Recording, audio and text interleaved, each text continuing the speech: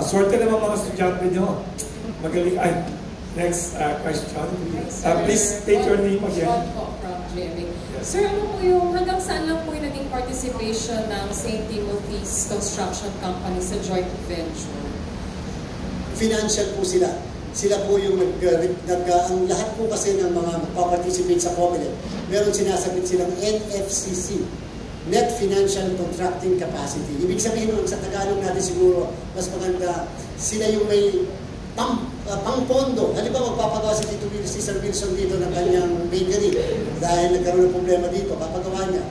Yung mismong contractor nito, pwede mapakita kay Sir Wilson, kahit hindi mo na kami bayaran, meron kaming pang-pondo, meron kaming pang-tustos dun sa gagamitin namin mga bakal at saka yero dito, kahit hindi mo muna kami bayaran. Kasi minsan nagtatagal ang bayaran sa pamahalaan eh. Dahil nga sa tinitin ng mga buti, yung lahat ng mga diniliver, etc. So yan ay parang guarantee na meron kaming pang-tustos. In fact, hindi nga po nila nagamit yung credit line na yun eh. Sapagkat nakapag-deliver na nga po sa amin ang lahat ng 53% ng 57% ng lahat ng mga makina. So ibig sabihin, hindi po sila involved sa technical. Wala po silang pakialam. Ang technical po ay purely sa South Korea, sa Miru system.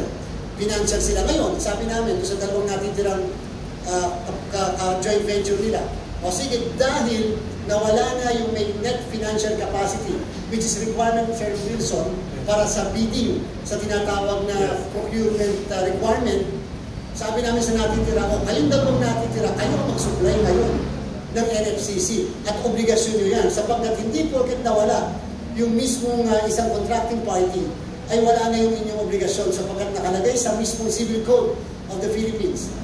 Kapag yung joint venture ay nawala na isang partner, the obligation of the remaining partner should be jointly and severally.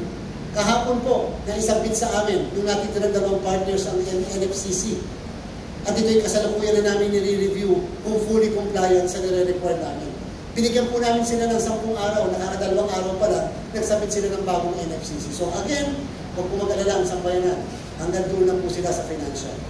Thank you, sir. Sir, and